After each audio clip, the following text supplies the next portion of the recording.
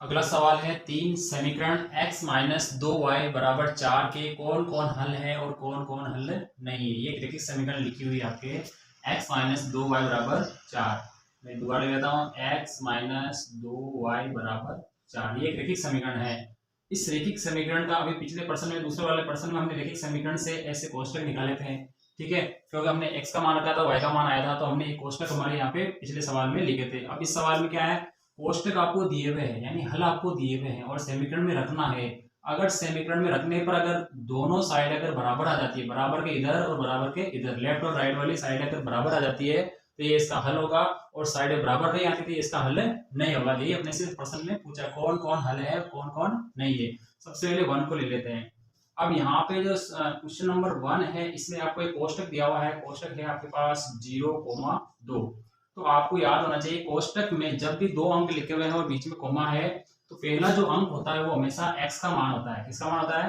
वो हमेशा x का मान। x का मान आपके पास क्या है? 0। और दूसरा जो मान होता है वो हमेशा y का मान होता है। y का मान आपके पास कितना है? 2 है। इस कोष्टक से हमने x और y के मान निकाल लिए। अब ये x और y के मान क्या है, इस समीकरण में रखने हैं। अगर ये रखने पर देखो x की जगह आपको क्या रखना है? 0 रखना है। इसमें रख रहा हूं मैं 0 माइनस ये 2 गुणा y की जगह आपको क्या रखना है? 2 रखना है, बराबर क्या है? 4। सोल्व करेंगे 0 का 0 माइनस 2 को 2 से गुणा करेंगे तो 4 बराबर 4। 0 में से 4 घटाए तो माइनस के 4 बराबर 4 आ गए।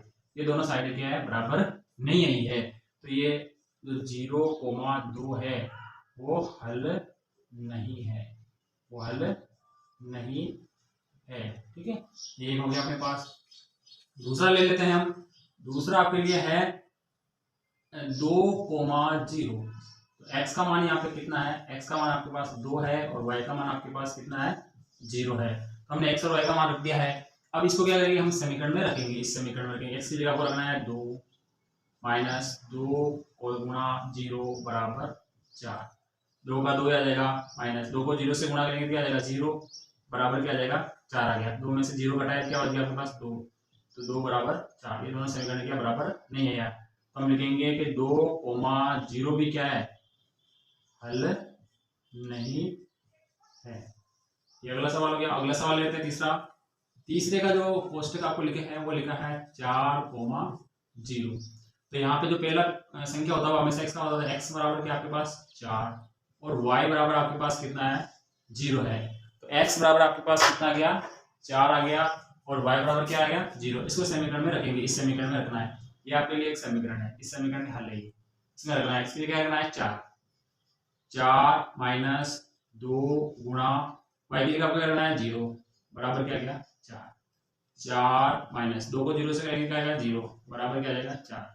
4 में से 0 गया क्या हो गया? 4। 4 बराबर 4। ये दोनों के आगे इक्वल आ गया आपकी बात, ठीक है। तो हम लिखेंगे 4,0 ये समीकरण का क्या है? समीकरण का क्या है? हल है। ये समीकरण का क्या है? हल है। हमारा तीसरा सवाल हो गया। चौथा सवाल ले लेते हैं। चौथा सवाल आपके लिए है √2,4 अब ये x का मान यहाँ पे क्या है? x का मान आपके पास √2 है और y का मान आपके पास क्या है? 4 √2 है। इसको समीकरण में रख लेते हैं। उस समीकरण में तो सबसे पहले लिखेंगे √2 माइनस 2 गुणा 4 √2 बराबर 4 रख देंगे। तो √2 माइनस 2 को 4 से गुणा करेंगे तो 8 √2 बराबर 4। तो ये एक अंडर है, एक बार है और ये 8 बार है। एक बार में से 8 बार गया तो माइनस के 7 बार √2 बराबर आ गया। 4 ही दोनों बराबर नहीं है। तो ये √2,4 हल नहीं है। हल क्या है? नहीं है। अगला सवाल ले लेते हैं 1,1। ये इसका हल है या नहीं है? पांचवा सवाल है अपने पास। पहले कोष्टक लिखता हूं मैं 1,1। x का मान आपके पास 1 है और y का मान भी आपके पास क्या है? 1 है। इसको रख देते हैं समीकरण में। पहले रखेंगे x की जगह 1 माइनस 2 गुणा 1 बराबर 4। 1 माइनस पहले गुणा हो जाएगा, 2 गुना 2 एकम 2 बराबर 4। 1 में से 4 2 गए, माइनस का 1 बराबर क्या आ जाएगा? 4। इक्वल नहीं है। हम लिखेंगे 1,1 ये हल नहीं है। इस प्रकार से इन सवालों को हम हल कर सकते हैं। आपके सामने कोष्टक दिया हुआ है, इस कोष्टक के जो वैल्यू है उसमें पहला मान जो x का होता है, दूसरा मान y का होता है। इन दोनों को हमने समीकरण में रखा। अगर दोनों साइडें बराबर आ जाती है तो इसका हल है, और बराबर नहीं आती तो हल नहीं है। सवाल नंबर 4 ले लेते हैं। k का मान ज्ञात कीजिए जबकि x बराबर 2 और y बराबर 1। समीकरण 2x + 3y बराबर k का हल है। यानी ये कह रहा है कि इस समीकरण का हल है, इस समीकरण का हल क्या है, ये वाला है, x बराबर 2 और y बराबर 1। ये इस समीकरण का क्या है, इस समीकरण का हल है। जब समीकरण का हल है तो ये हल क्या होगा, समीकरण को संतुष्ट करेगा। तो हम हल को क्या करेंगे, समीकरण में रख देंगे। तो समीकरण आपके पास क्या है, 2x + 3y बराबर के है। आपके x की जगह आपको क्या करना है, 2 रखना है, और y की जगह क्या करना है, 1 रखना है।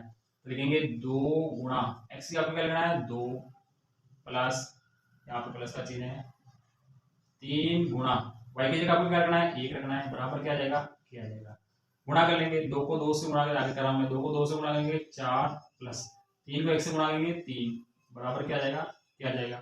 और 4 और 3 कितना होता है, 7। तो 7 क्या गया। अब k का मान आपके पास कितना प्राप्त हो गया, 7 प्राप्त हो गया।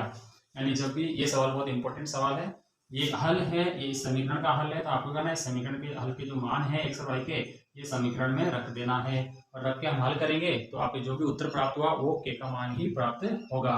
तो इस प्रकार से प्रश्नावली 4.2 के हमने सारे क्वेश्चन कर लिए हैं, और आपको जरूर समझ में आए होंगे। और वीडियो को लाइक और शेयर जरूर करें। थैंक यू, धन्यवाद।